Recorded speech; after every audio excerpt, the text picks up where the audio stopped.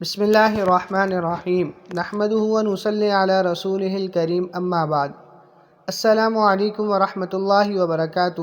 محترم ناظرین و سامعین، امید ہے کہ آپ سب خیر و عافیت سے ہوں گے۔ اللہ آپ کو ہزاروں خوشیاں عطا فرمائے اور اپنے حفظ و امان میں رکھے، آمین یا رب العالمین۔ خواب میں انبیاء کرام کے ساتھ طواف۔ مولانا قاری محمد حنیف صاحب ملتانی اپنی ایک تقریر میں فرماتے ہیں کہ میں حج کے لیے مکہ مکرمہ گیا۔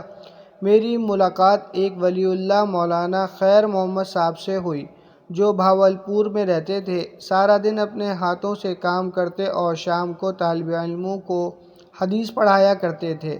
مولانا خیر محمد صاحب نے فرمایا کہ میں نے خواب میں دیکھا کہ بیت اللہ کا طواف کر رہا ہوں۔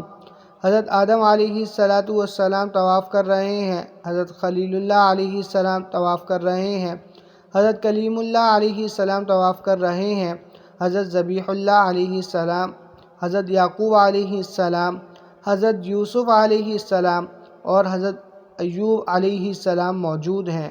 انبیاء کرام علیہ السلام کی ایک بڑی جماعت طواف کر رہی ہے اور پیچھے پیچھے سید عطا اللہ شاہ بخاری رحمۃ اللہ علیہ چل رہے ہیں۔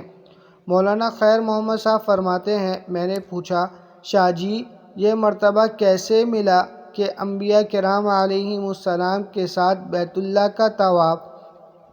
تو شاہ جی فرمانے لگے، بس اللہ تعالیٰ نے یوں کریمی فرما دی کہ عطا اللہ، تم نے میرے محبوب صلی اللہ علیہ وسلم کی ختم نبوت کے لیے زندگی جیل میں کاٹ دی، مصیبتوں اور دکھوں میں گزار دی، اب آ نبیوں کے ساتھ طواف کی سعادت حاصل کر۔